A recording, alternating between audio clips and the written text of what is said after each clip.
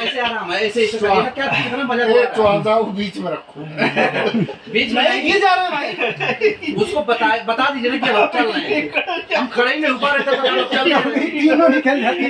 मैंने जानबूझ के मैं बाबू जी जानबूझ के मेरे की जैसे बोला मैं झंड से मारा थोड़ा सा नीचे भाई साहब आप पुलिस वाले में चलिए आ गए।